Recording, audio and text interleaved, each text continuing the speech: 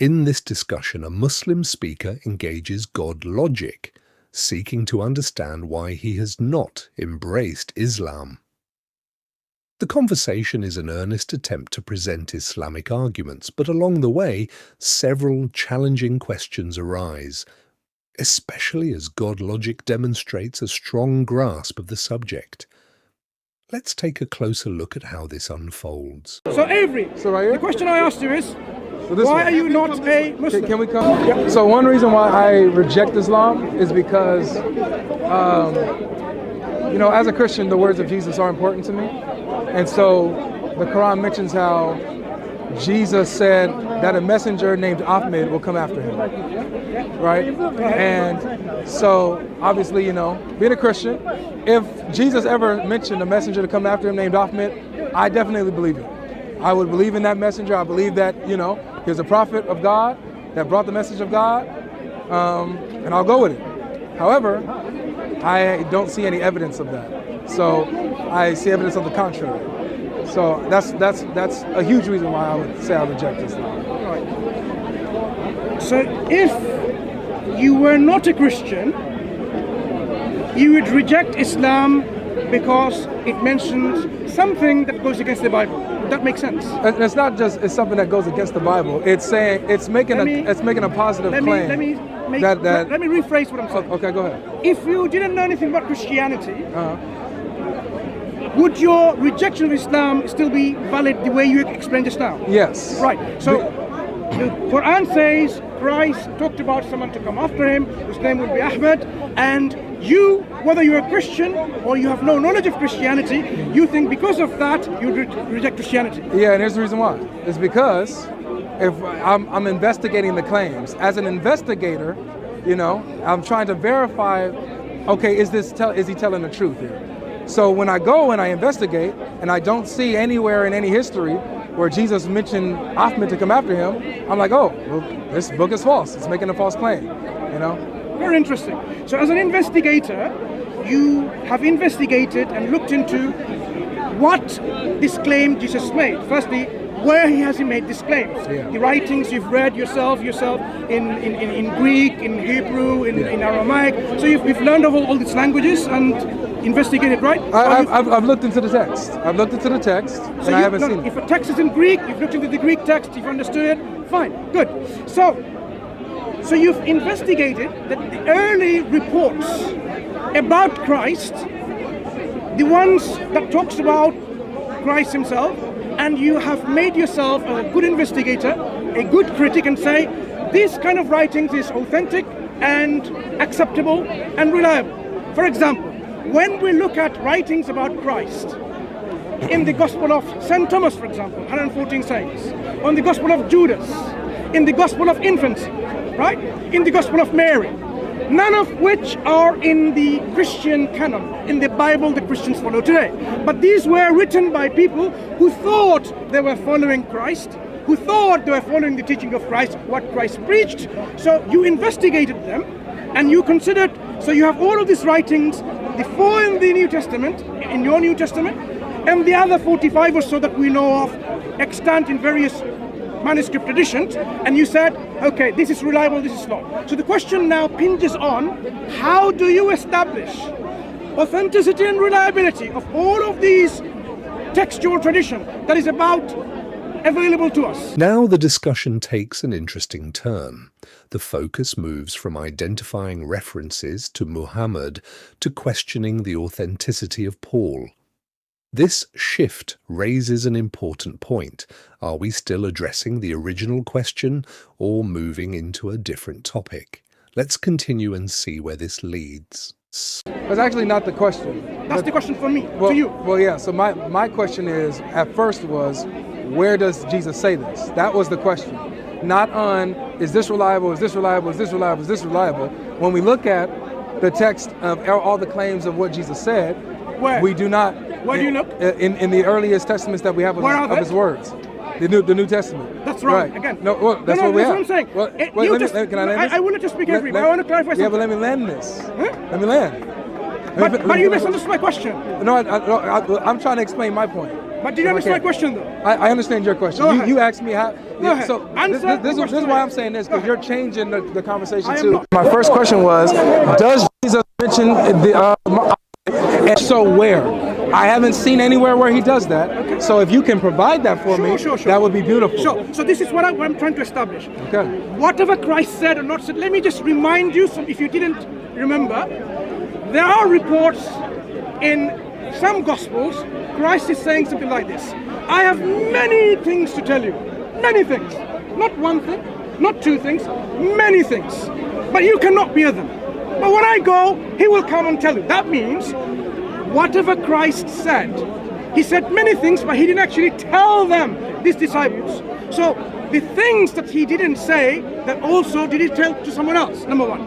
Because he didn't tell them, right? Like he didn't meet Paul in real life when he was alive. He did.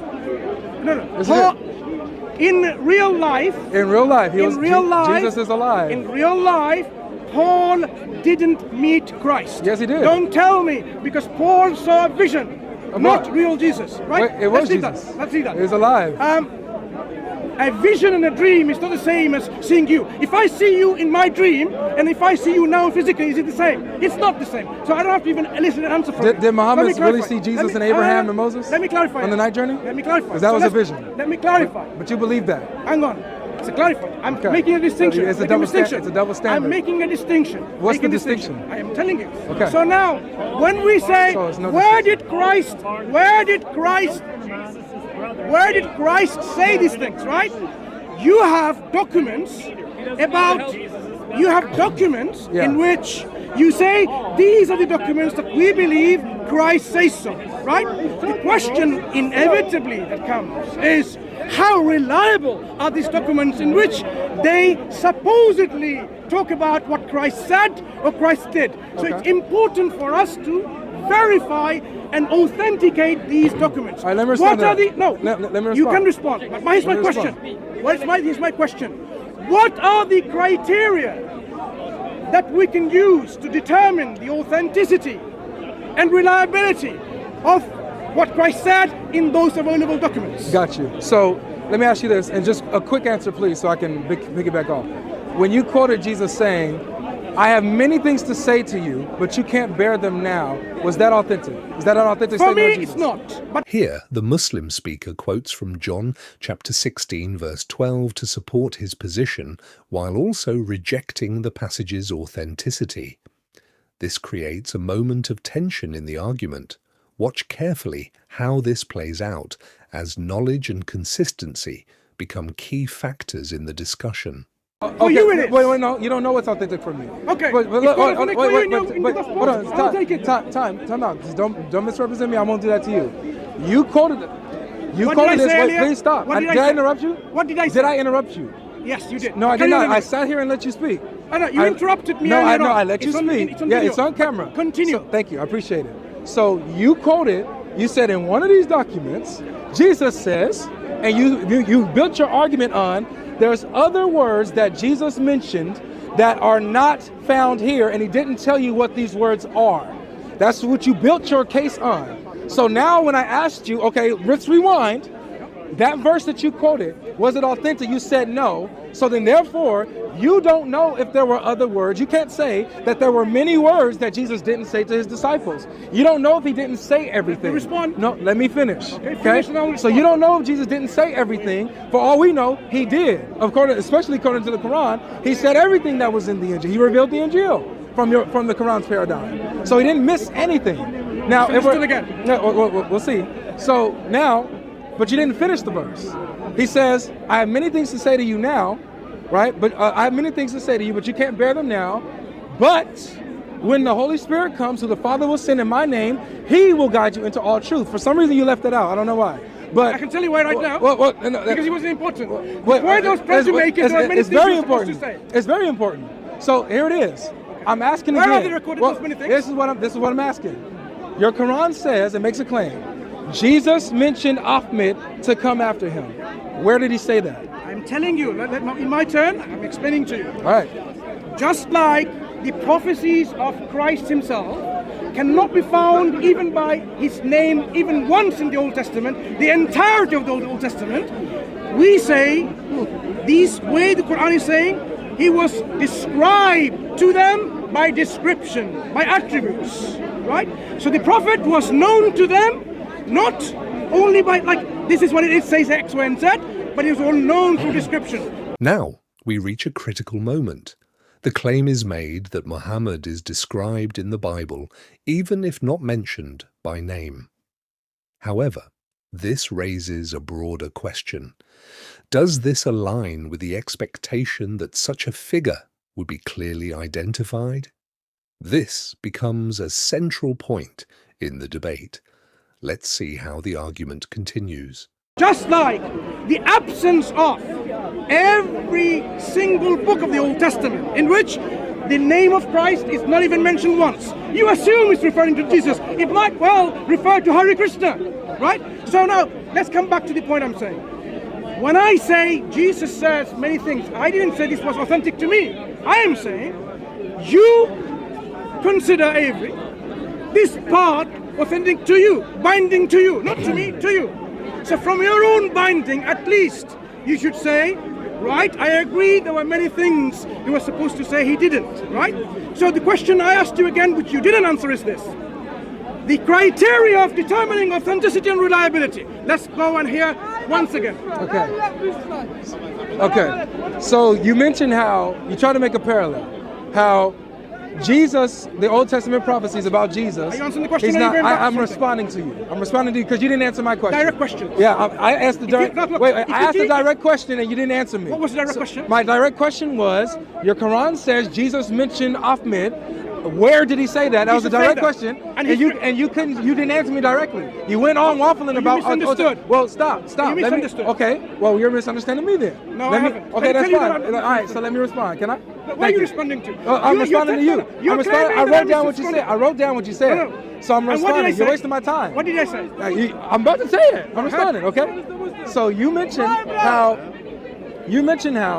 that Jesus, the Old Testament prophecies about Jesus, we won't find Jesus prophesied by name in the Old Testament. However, we can find descriptions of him in these Old Testament prophecies. And likewise, it will be like Muhammad, where we don't find his name explicitly, but the Quran says we'll find his descriptions.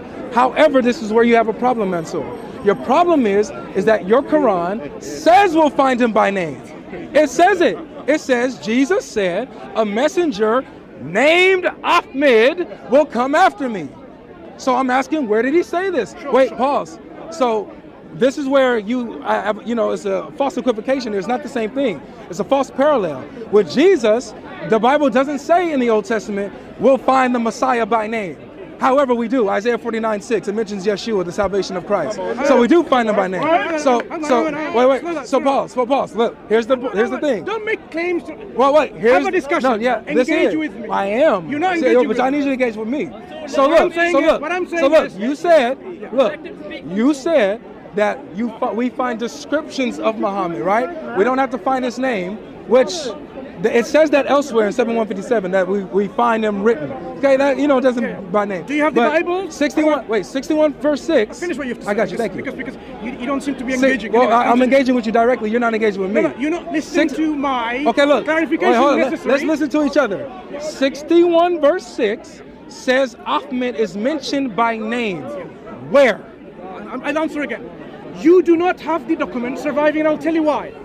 The existence. Wait, say that part again. Sorry. Repeat yourself. I didn't hear. You do not possess the documents in which we can find these names, and I'll tell you why. At this stage, another claim emerges that certain documents once contained clearer references but are no longer available. This naturally raises a question of evidence.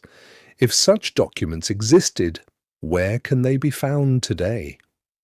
The conversation doesn't end here.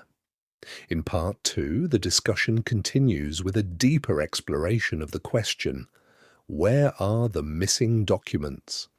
If you found this breakdown helpful, be sure to subscribe, like and share your thoughts in the comments.